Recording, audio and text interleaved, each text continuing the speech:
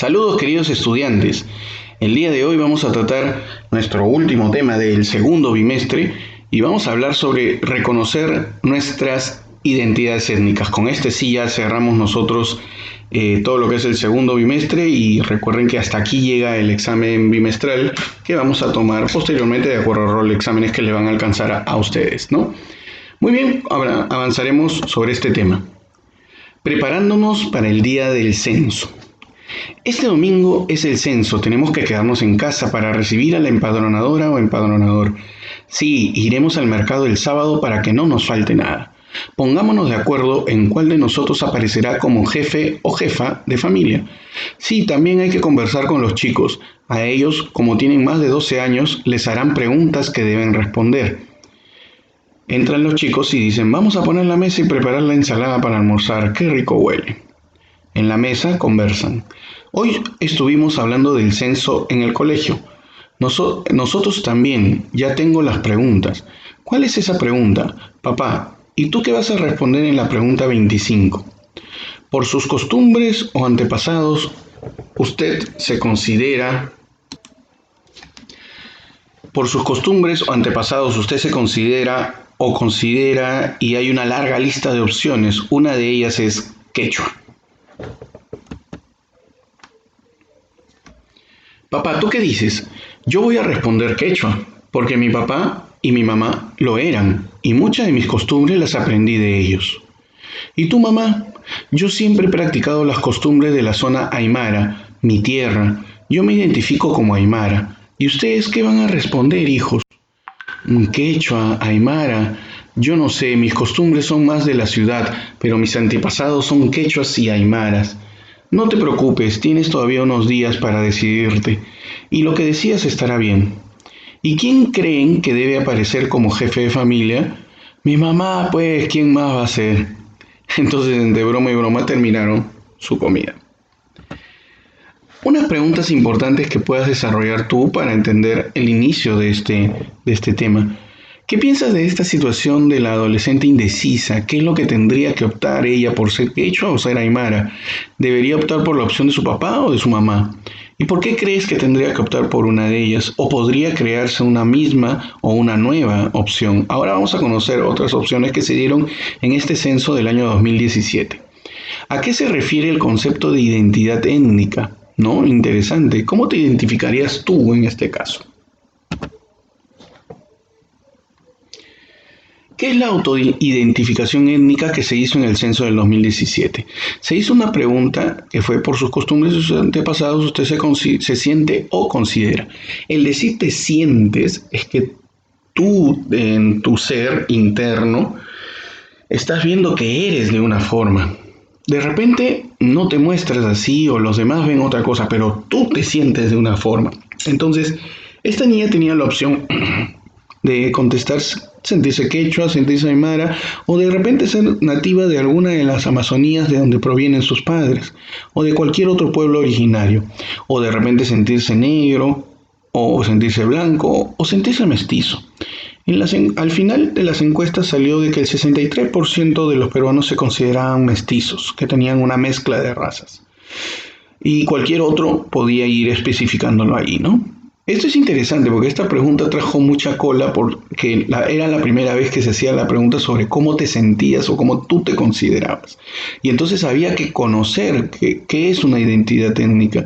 Y la identidad es la representación que tienes de ti y de cómo te sientes, cómo vives, cómo te representas.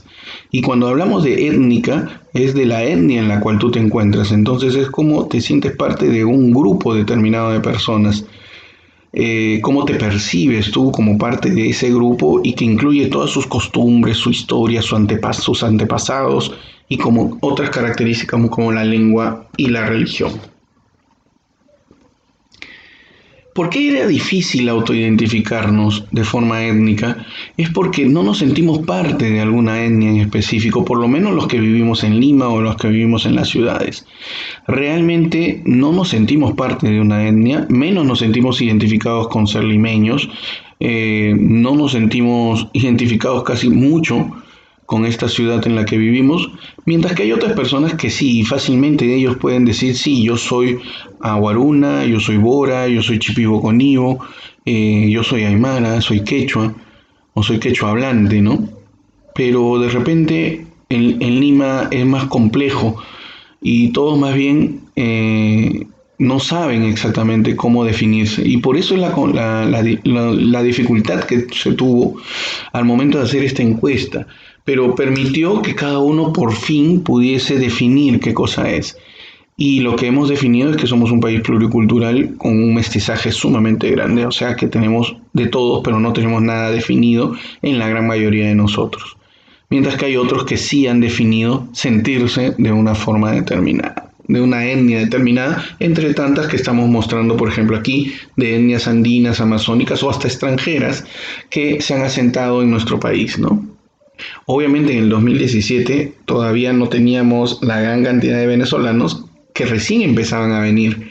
Entonces, para que nosotros recordemos, la gran mayoría de ellos comenzó a llegar en el año 2017, justo posterior a esta encuesta que se hizo, ¿no? Así que, bueno, es interesante saber un poco sobre ello.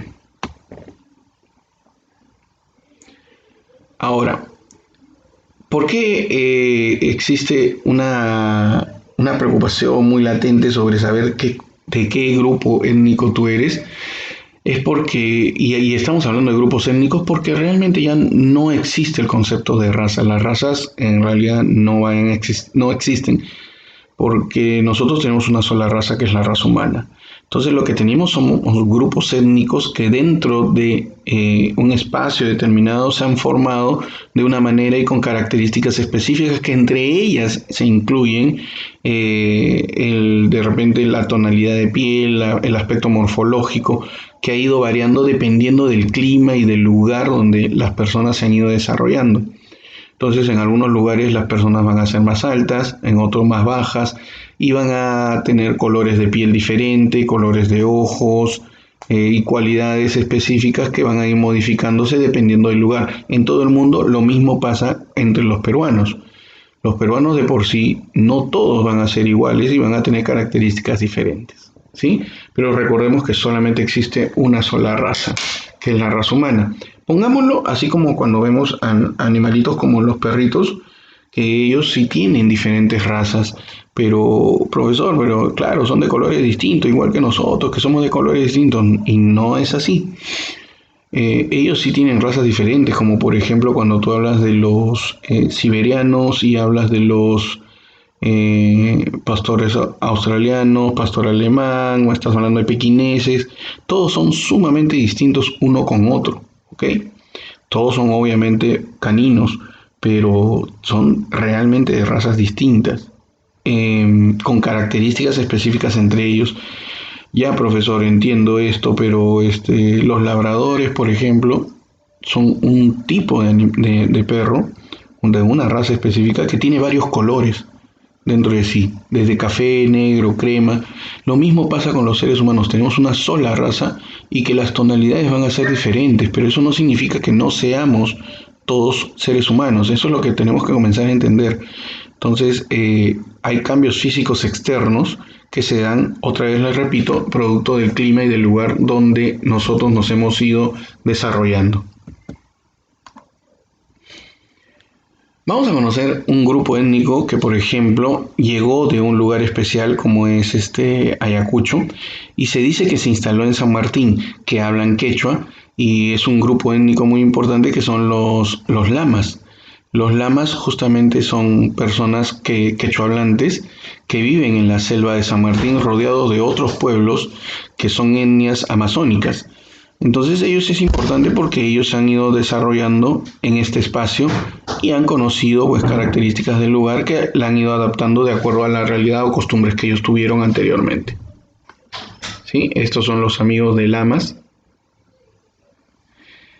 Y de igual forma en Ancash, decirles a ustedes que en Ancash ha vivido diferentes lenguas, entre ellas el quechua y el culi en la zona de la sierra, pero en la costa se hablaba el muchic y el kingdom, que son lenguajes de los mochica y de los chimú, que son obviamente uno heredero del otro. y se han perdido estas lenguas y solamente continúa el quechua. Ahora se sabe que se está recuperando, hay un manual básico para el idioma muchic o mochica.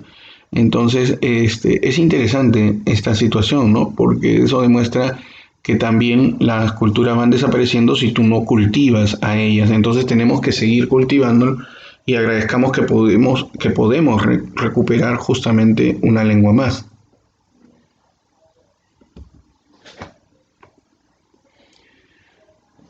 Una pregunta que también nos podemos hacer en este momento que estamos hablando de este tema es si existe o no racismo en los medios de comunicación. Y la verdad es que a veces no nos damos cuenta que cuando hay comediantes, que son los que generalmente más hacen esto, parodian a las personas que son de la sierra o del Ande. Hay muchísimos que han hecho eso a través de la historia de la comicidad. Lo que pasa es que le están haciendo mucho daño y estereotipan a las personas, mujeres u hombres que son de la sierra o del norte o de la selva, generando estos estereotipos que nos hacen muchísimo daño porque no todos vamos a tener esas mismas condiciones como son las que muestran en estos medios de comunicación, ¿no? Entonces, ¿cuál es el objetivo de todos nosotros? Es generar una interculturalidad, que las etnias mayoritarias con gran número de personas y con las minoritarias puedan convivir y aportar cada uno algunas características o informaciones de su etnia y que permitan que todos aprendamos y generemos un diálogo entre todos nosotros, ¿no? Que eso es lo más importante que debemos hacer en esta interculturalidad, o sea, de interrelacionarnos entre todas las culturas. Por último, las culturas minoritarias corresponden, para que nosotros tengamos en cuenta, a esos llamados pueblos autóctonos o indígenas, a las minorías no territoriales o nómadas y a minorías territoriales que tienen larga cultura y también los inmigrantes que vienen de pueblos o países a los cuales nosotros los vemos como inferiores porque son más pequeños estos grupos y bueno, pues así se les denomina como culturas minoritarias y pequeñas. Bueno, con esto nosotros vamos concluyendo nuestro tema y espero encontrarlos a todos ustedes. Vamos a avanzar ya con lo que sería geografía en el segundo bimestre, ¿sí? Entonces, muy bien, con esto seguiremos con DPCC, pero vamos a hablar, perdón, me estaba confundiendo. Vamos en DPCC a hablar sobre lo que sería familia y lo que sería sexualidad. Entonces ya nos encontraríamos en este tercer bimestre con estos temas. Y más bien en el tema de ciencias sociales vamos a hablar lo que sería geografía. Ok, nos encontramos la próxima semana.